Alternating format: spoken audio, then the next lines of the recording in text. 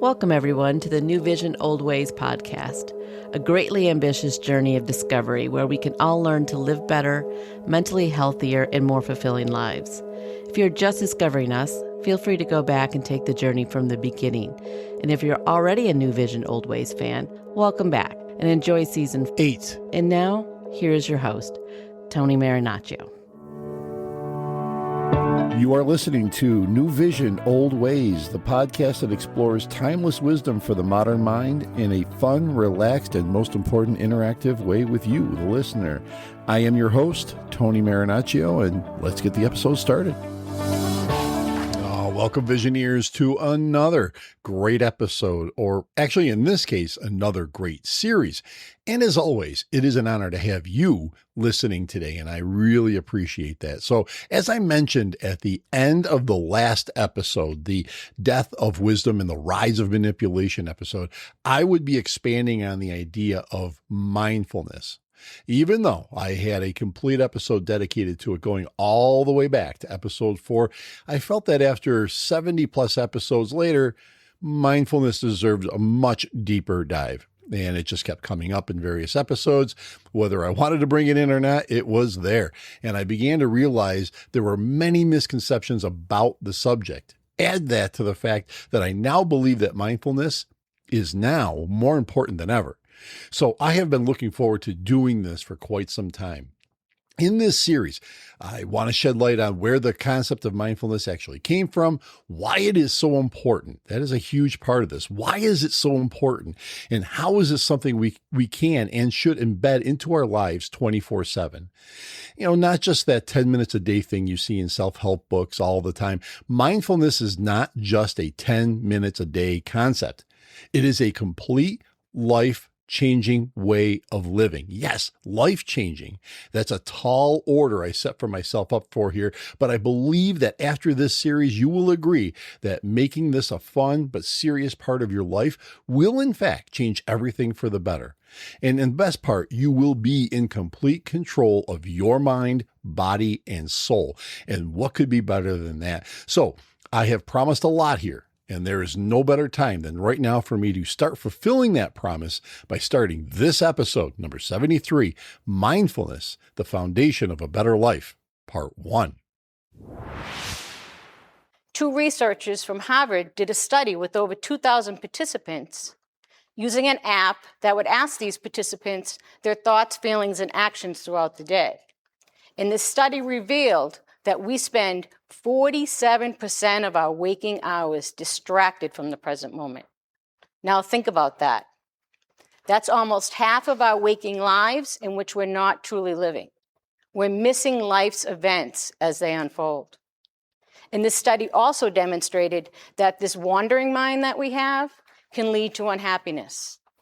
And it also showed that people are happier when engaged in the activity at hand, even work, even school, more so than when they're thinking about a pleasant activity. What that clip just set us up for is exactly why I feel mindfulness is so important. Almost half of our waking lives are spent distracted. Think about that. I mean, really let that sink in for a moment. That's an incredible statistic. Think about how much more we could be doing in our lives if we could just cut that in half or by 2/3. The possibilities in life would be almost infinite. But yet, here we are, anxious, anxiety-riddled, depressed, and in many cases unhappy with our lives, and we accept it. We live that every day. Well, I'm here to tell you, we do not have to live that way. It's funny how life has a way of bringing us full circle. More than 2 years ago, in episode 4 of this podcast, I introduced the idea of mindfulness. And at the time, I approached it as one of the many fascinating philosophies that had endured throughout history. It sat comfortably beside Stoicism, Taoism, Transcendentalism, and many of the other timeless ideas we've explored together over these past 70 plus episodes. Looking back, I now realize I severely underestimated it. Today, after spending hundreds of hours, and I mean that, hundreds of hours researching psychology, philosophy, neuroscience, spirituality, history, and human behavior, I don't see mindfulness as simply another interesting practice. I see it as the invisible thread connecting nearly every great tradition we've ever discussed. In fact, I have come to believe that mindfulness isn't merely a philosophy, it is the foundation that allows every other philosophy to work. Think about it. Stoicism teaches us to pause before reacting. Taoism teaches us to flow with reality instead of constantly fighting it. Christianity encourages us to be still and know. The Transcendentalists escaped society to reconnect with nature and with themselves. Even modern neuroscience tells us that our brains are constantly reshaping themselves according to what we repeatedly pay attention to. Different cultures, different centuries, different languages, different beliefs, yet somehow they all arrive at a remarkably similar conclusion. If you cannot govern your own attention, you cannot truly govern your own life. That idea has never been more important than it is today. I think one of the greatest misunderstandings surrounding mindfulness is that we've allowed modern culture to trivialize it. Somewhere along the way, mindfulness became associated with, scented candles, yoga studios, expensive wellness retreats, meditation apps, and Instagram influencers posting pictures from tropical beaches with inspirational quotes floating across the screen. There's nothing inherently wrong with any of those things. They may even help some people, but that's not what mindfulness is. It's not even close. Mindfulness isn't a hobby. It isn't an escape from reality. It isn't about emptying your mind or pretending that suffering doesn't exist. It isn't reserved for monks sitting quietly on mountaintops. Mindfulness is something far more practical and far more powerful. It is the deliberate practice of paying attention, really paying attention to your thoughts, to your emotions, to your surroundings, to your conversations, to your habits, to your reactions, to your life as it is actually unfolding, instead of becoming trapped inside endless stories about what happened yesterday or what might happen tomorrow. It sounds almost too simple, right? But perhaps the greatest truths usually are. So, just for a few moments, let's go back to the beginning. Where does mindfulness actually come from? It has its roots in Buddhism and has been practiced in the West for decades by Buddhist practitioners. In recent years, it has become more mainstream, and its benefits have been subject to scientific evaluation. Much of the credit for popularizing mindfulness in the West is due to an American physician named Jon Kabat-Zinn. He studied the Buddhist meditation and adopted its precepts in order to formulate a method for relieving stress and managing pain. He called this method the Mindfulness-Based Stress Reduction Course, or MBSR for short. Because of his work and others, mindfulness has become a training for the mind that you can practice and benefit from regardless of what your beliefs are. And that is very important here. Mindfulness is not something you need to attach to a particular religion, but it can be something that could strengthen you spiritually. As we discussed in episode 69, the Science and Spirituality, Kindred Spirits After All episode. And as I've grown older, I've become convinced that one of the greatest tragedies of modern life isn't that people know too little. It's that we rarely pay attention long enough for knowledge to become wisdom. Those two things are not the same. Knowledge is information. Wisdom is understanding. Knowledge can be downloaded in seconds. Wisdom cannot. Knowledge tells us that exercise is good for us. Wisdom gets us out of bed at 6 a.m. Knowledge tells us relationships require communication. Wisdom teaches us when to remain silent. Knowledge tells us anger raises blood pressure. Wisdom helps us recognize anger before it controls us. Knowledge tells us our phones distract us. Wisdom gives us the discipline to put them down. You see where we're going with all this? Our culture has become spectacularly good at producing information. Unfortunately, information alone has never transformed anyone. If it had, we would all be healthier, kinder, more patient, and far less anxious than we are today. Instead, something strange has happened. The more connected we've become digitally, the more disconnected many people feel emotionally. The more information we consume, the less clarity many people seem to possess. The louder the world becomes, the harder it is to hear ourselves think. I don't believe that's a coincidence. I think it's a consequence. Every generation faces unique challenges. Our grandparents lived through world wars. Our parents witnessed enormous technology changes. Our generation has entered into something entirely different. We are living through the commercialization of human attention. Think about that phrase for a moment, the commercialization of attention. For thousands of years, your attention belonged primarily to you.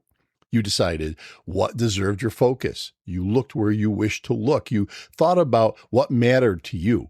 Certainly there were distractions, but nothing approaching what exists today. Now your attention has become one of the most valuable commodities on earth. Entire industries compete for it. Billions of dollars are invested every year trying to understand how your mind works, how your emotions are triggered, how long your eyes linger on a screen, what makes you click, what makes you angry, what keeps you scrolling, what makes you afraid, and what convinces you to buy. Your attention has become a marketplace, and many people don't even realize they're the product being sold. That's a sobering thought. When social media platforms tell advisors they can keep users engaged for hours every day, they're really making one promise. We know how to capture human attention.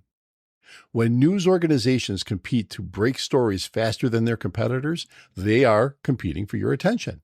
When politicians craft emotionally charged speeches, or when streaming services automatically begin the next episode before you even decide whether you want to watch it or not, they are competing for your attention.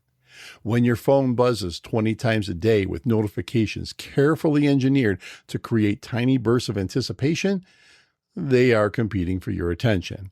Attention has become currency, perhaps the most valuable currency in the entire world. So here's what concerns me. Very few people are consciously choosing where they invest that currency. Imagine if someone withdrew $20 from your wallet every hour without asking. You'd notice, you'd become furious, you'd protect your money. Yet many of us surrender hours of our attention every single day without questioning where it went. 2 hours disappear scrolling social media. An hour disappears watching manufactured, outrage-filled news. Another hour vanishes jumping between emails, texts, notifications, and endless digital interruptions. Then we tell ourselves we don't have enough time. Maybe the problem isn't time. Maybe it's attention. Because where your attention goes, life follows. One of the most valuable lessons I have ever learned didn't come from psychology. It didn't come from neuroscience. It didn't come from philosophy. It came from simply observing people. I've watched individuals face extraordinary hardship with remarkable calm. I've also watched people whose lives were objectively comfortable become overwhelmed at the slightest little thing causing anxiety. At first, that didn't make sense. Then I began noticing something. The difference often wasn't their circumstances. It was where they habitually directed their attention. Some people constantly rehearse gratitude. Others rehearse resentment. You know, that divorced guy or girl that cannot let it go. Some repeatedly notice beauty. Others repeatedly notice ugliness and injustice. Some search for opportunity, while others search for reasons to give up. Over time, those habits become identities, not because reality changed, because attention changed. That's very important. That realization transformed the way I think about life. We don't merely experience reality, we experience the version of reality our attention consistently notices. That doesn't mean suffering isn't real. Believe me, it absolutely is. Life can be unimaginably difficult. Believe me, I know. People lose children, families fracture, businesses fail, cancer arrives, of course, without invitation, dreams collapse. Mindfulness isn't pretending those things don't exist. It's recognizing that even in the presence of suffering, we still retain one extraordinary freedom. We could choose where to place our attention next. That choice may not eliminate pain, but it can often determine whether that pain becomes wisdom or bitterness. This idea isn't new. Marcus Aurelius hinted at it nearly 2,000 years ago when he wrote that our lives become what our thoughts make them. The Buddha taught that an untamed mind creates suffering. Lao Tzu suggested that peace emerges when we stop resisting reality. The Apostle Paul urged believers to think about whatever is true, noble, right, pure, lovely, and admirable. William James, often called the father of American psychology, said something remarkably similar centuries later when he wrote that the greatest discovery of his generation was that human beings can alter their lives by altering their attitudes of mind. Different words, different eras, the same insight. Attention shapes experience. Experience shapes character, and character shapes destiny. Perhaps that's why wisdom seems so rare today. Not because intelligent people no longer exist, but because wisdom requires sustained attention. It requires sitting with difficult questions instead of demanding instant answers. It requires listening longer than speaking, reading deeply instead of skimming endlessly, observing before judging, reflecting before reacting. In many ways, wisdom grows at exactly the opposite speed of modern technology. Technology rewards immediacy. Wisdom rewards patience. Technology celebrates speed. Wisdom values stillness. Technology encourages reaction, and wisdom invites reflection. Maybe that's why wisdom feels increasingly uncommon, as we talked about in the last episode.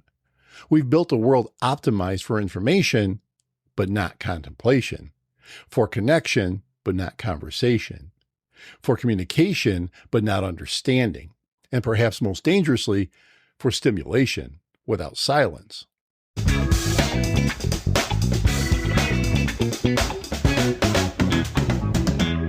And now, Visioneers, let's take a quick break to let you know how you can support the show.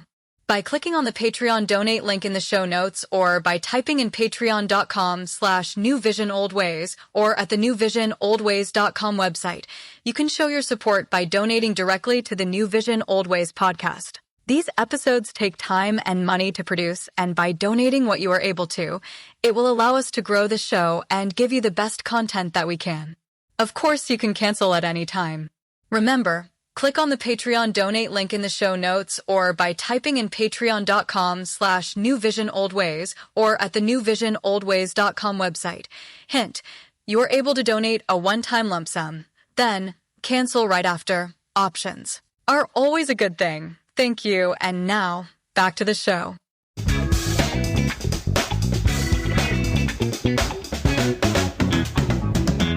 I'd like you to consider a simple question. When was the last time you were truly alone with your own thoughts? Not driving around while listening to a podcast, but if that's what you're doing right now, this can be your one-time exception.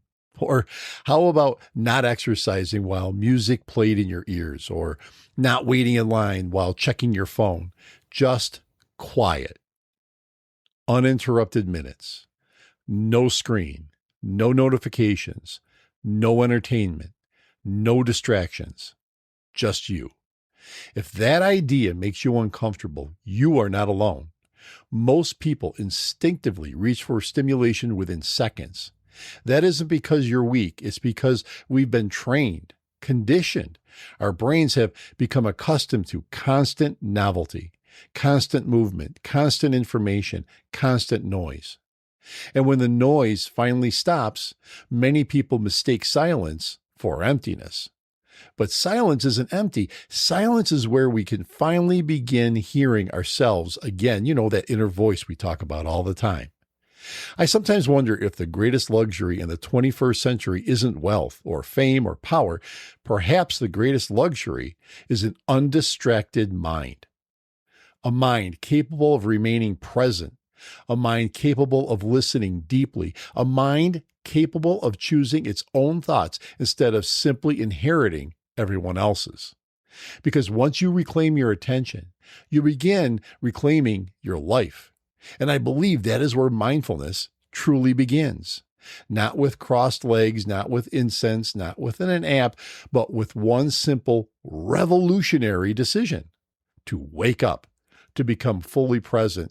Notice the life that has been unfolding around you all along. because the greatest moments of your life are never hidden in the past or waiting somewhere in the future. They always begin in the same place, right here and right now. At this point, I think it's important to point out what mindfulness is not. Mindfulness is not simply meditation. Mindfulness is not difficult. In fact, you cannot fail. All you could do is get better at it. Mindfulness is not just for certain types of people. Anyone can benefit from it. Mindfulness also doesn't mean that you have to change everything about your lifestyle. You can incorporate the principles of mindfulness into any lifestyle. And now that we have cleared the air on what mindfulness is not, let's talk about what mindfulness can actually do for all of us. It can increase self-awareness, help us make better choices, reduce stress and depression, improve attention span and memory. It can actually help improve our overall health.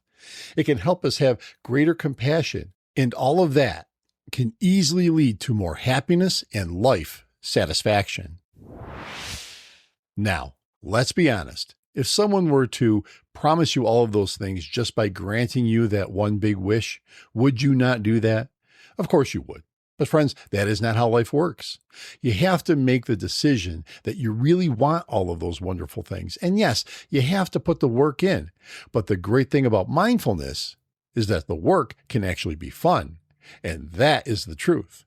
And since I have laid out what mindfulness is not and what the core benefits of it are, and that we need to have the mindset to make it happen, it's only appropriate that I lay out what that mindset involves.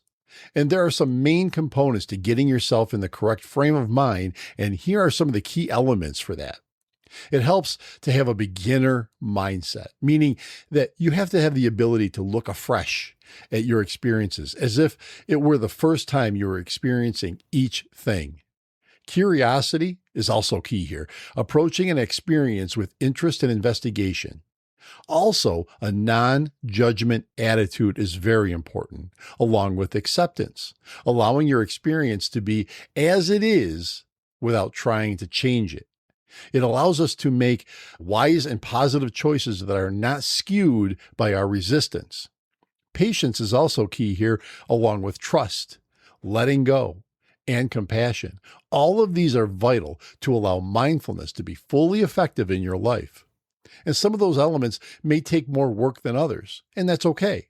The overall key is to recognize the weak areas and strengthen those for the greater good. And when is starting mindfulness the best?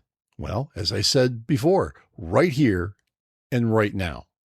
And we are not done here. Part 2 will be coming soon, and I will continue to dig deeper into this amazing concept, and we will also start out our mindfulness journey. So we will be together soon for part 2 of this series, so stay tuned.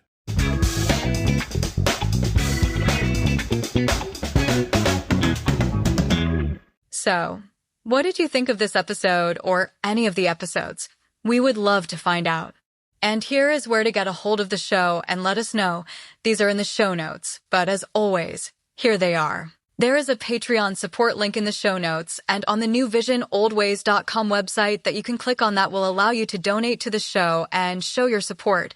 By donating what you can, it will allow us to book guests and cover costs. Anything will help. Cancel anytime. You can also message the show from each episode on your various platforms. Just look for the Send Us a Text Message link. If that doesn't work for you, you can email us at newvisionoldways@gmail.com. You can find us on what was Twitter, now X, at NewVisionOldWay, no S on that one. Check the NewVision OldWays YouTube channel. Type in NewVision, one word, OldWays, one word, channel, and please subscribe. It is free and will show support for the show. It really means a lot and will help grow the show on YouTube. Find us on Facebook, NewVision OldWays, podcast you should easily find us. And as a reminder, these are still growing platforms for us and expanding all the time, so we need your help to get the flow going with the community. And last but not least, if you can do me a huge favor and subscribe to us, like us, follow us, leave a review on whatever platform you found us on. That would be so appreciated. That will also help secure guests that we will be booking in the future. So, here we are. Season 8. We have a lot to cover, so thank you for listening. We can't wait to get your input, and I also can't wait until we get together for the next episode of New Vision, Old Ways. Until then, stay true to yourself, stay informed, and stay empowered. But the most important thing is... This episode and all the episodes of New Vision, Old Ways podcast have been written, engineered, and produced by Tony Marinaccio and TKM Productions.